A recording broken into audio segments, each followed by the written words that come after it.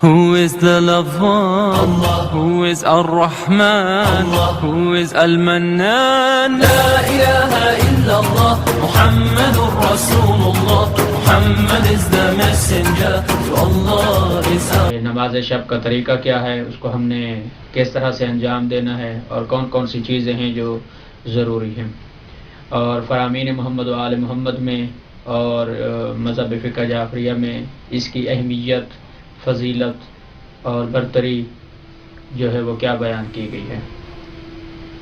تو سب سے پہلے میں آپ کو یہ بتانا چاہوں گا، امام موسیٰ کاظم علیہ الصلوۃ والسلام کے فرمان سے ابتدا کرتا ہوں کہ سرکار کے پاس ایک صحابی آیا، سوال کیا کہ سرکار یہ بتائیں کہ آپ کے پاس جب بھی جس محفل میں، جس جگہ پر، جس مقام پر بھی آپ سے ملاقات ہوئی ہے، آپ اپنے ہر جملے میں، ہر گفتگو میں اور ہر محفل میں آپ یہی بیان فرماتے ہیں کہ ہمارا شیعہ، میرا شیعہ۔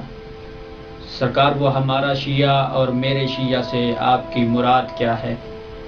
تو اس وقت سرکار امام موسیٰ کاظم علیہ الصلوۃ والسلام نے فرمایا کہ سننا چاہو گے کہ ہمارا شیعہ اور میرے شیعہ سے مراد کیا ہے؟ کہاں سرکار میں سننا چاہتا ہوں کہ کیا مراد ہے آپ کی ان شیعہ سے؟ کیا آیا ہم شیعہ نہیں ہیں؟ کیا یہ جو سامنے بیٹھے ہیں، یہ آپ کے سامنے جو موجود ہیں، یہ شیعہ نہیں ہیں؟ سرکار نے کہا نہیں، ایسا نہیں ہے، بلکہ آج میں تمہیں معیار تشیع بتاتا ہوں کہ شیعہ کہتے کسے ہیں۔ سرکار نے کہا کہ شیعہ اسے کہتے ہیں کہ جس کی زندگی میں کبھی ایک دفعہ بھی نماز شب قضا نہ ہوئی ہو۔ یہ معیار امامت تشیع ہے کہ امام کی نظر میں شیعہ جو ہے وہ ایسے ہوتا ہے کہ جس کی زندگی میں کبھی نماز شب قضا نہ ہوئی ہو۔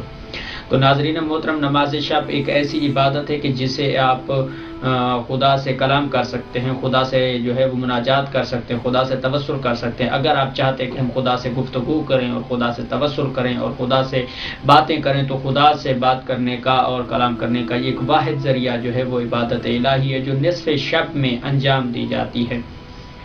اور سب سے بڑی چیز، اور ہمارے بچوں کو بھی یہ جملہ جو ہے وہ یاد ہوگا کہ کربلا میں جناب سید الشہداء حضرت امام حسین علیہ الصلوۃ والسلام نے خود جناب زینب سلام اللہ علیہا سے مخاطب ہو کے کہا کہ اے بہن زینب، مجھے جو ہے وہ اونٹ کی کوہان پر بھی مجھے نہ بھولنا، اور ان مصیبتوں اور ان مشکلات کے منظر میں بھی مجھے نماز شب میں کبھی جو ہے وہ فراموش نہ کرنا۔ تو اس سے مراد یہ ہے کہ جناب زینب عالیہ کو نماز شب میں دعا کا ذمہ لگانا، یہ نماز شب کی اہمیت، برتری اور عظمت اور منزلت کو جو ہے وہ بیان کرتا ہے کہ سرکار سید الشہداء کا اس طرح سے نماز شب میں دعا کی تاکید کرنا جناب زینب عالیہ کو واقعی یہ کوئی کم عظمت نہیں ہے۔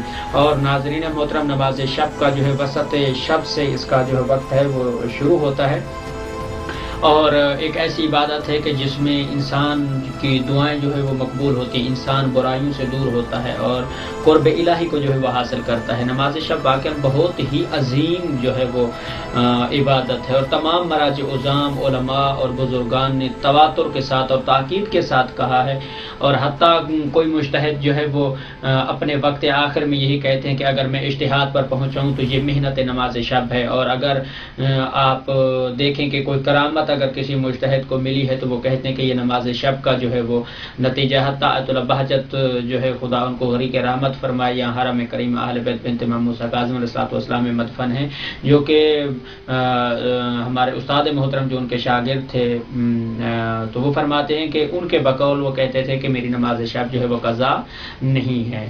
تو واقعاً ایسی شخصیات ہمارے پاس موجود ہیں۔ بعض لوگ ایسا کہتے ہیں کہ ہم سلمان تو نہیں ہیں، ہم جناب میثم تمار تو نہیں ہیں، ہم ابو ذر غفاری تو نہیں ہیں کہ ہم ان کی طرح عمل کریں، وہ اور ہستی ہیں۔ تو یہ بات جو ہے درست نہیں ہے، ہمیں صحیح کرنی چاہیے، کوشش کرنی چاہیے، ہم جتنا ہو سکتا ہے ان کی سیرت کے اوپر جو ہے وہ عمل کریں۔ تو ناظرین محترم، الا مختصر ہم اپنے موضوع کی طرف آتے ہیں۔ نماز شب جو ہے وہ کل جو ہے وہ 11 رکعات ہے۔ 11 رکعات میں سے آپ اس کو نصف شب میں بھی پڑھ سکتے ہیں، اور جو ہے کم از کم ہمیں جو ہے وہ روزانہ پڑھنی چاہیے۔ اگر روزانہ بھی نہیں پڑھ سکتے ہیں تو کم از کم کسی ایک دن تو لازماً ہمیں پڑھنا چاہیے۔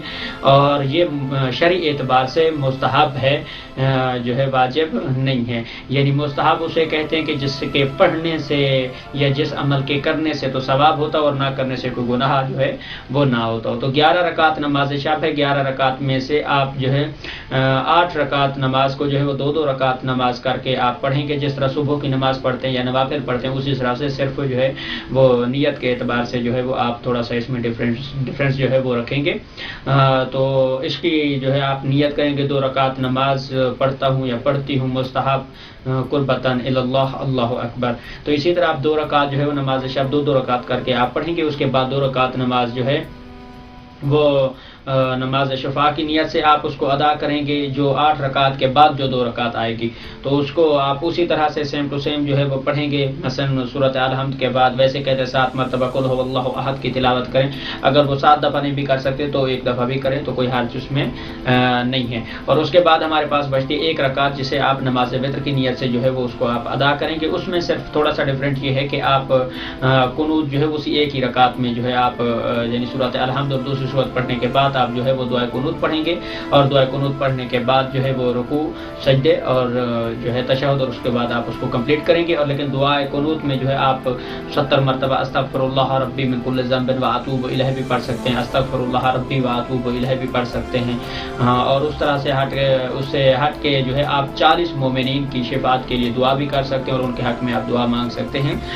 وہ چاہے آپ کے عزیز و اقربا ہوں، دوست احباب ہوں، مومنین ہوں، کوئی بھی ہوں، ان کے لیے آپ جو ہے وہ دعا جو ہے وہ کر سکتے ہیں. اور وقت اور اوقات کے اعتبار سے مثلا ممکن ہے کہ بعض لوگ وقت کی قلت کی وجہ سے نصف شب میں نہ پڑھ سکے تو ان کے لیے جو ہے وہ شرعی اعتبار سے یہ ہے کہ اگر مثلا علماء مراجع عظام یہی تاکید کرتے ہیں کہ اگر آپ 11 رکعت آپ نہیں پڑھ سکتے تو کم از کم جو ہے وہ آپ 10 رکعت پڑھیں. 10 نہیں پڑھ سکتے ہیں تو 8 پڑھیں. 8 نہیں تو 6 نہیں تو 4 نہیں تو حتیٰ 2 نہیں تو کم از کم اگر نماز کے وقت سے آپ کی 10 منٹ پہلے بھی اگر آپ کی آنکھ کھل گئی ہو تو آپ 1 رکعت نماز بھی پڑھ لیں تو وہ آپ کی نماز شب میں جو ہے وہ شمار ہو جائے گی.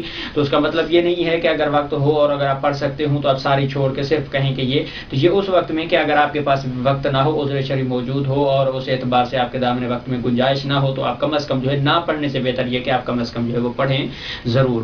تو اسی اعتبار سے یہ کہ حتیٰ صبح کی نماز کے وقت بھی اول وقت میں بھی اگر آپ کے پاس فرصت ہو تو آپ اپنی واجب نماز پڑھ کے اس کو جو ہے یا اس سے پہلے 1 رکعت یا 2 رکعت جو ہے وہ پڑھ سکتے ہیں. اور اسی طرح سے آپ محمد و آل محمد سے قرب اور خداوند متعال سے قرب جو ہے وہ حاصل کر سکتے ہیں.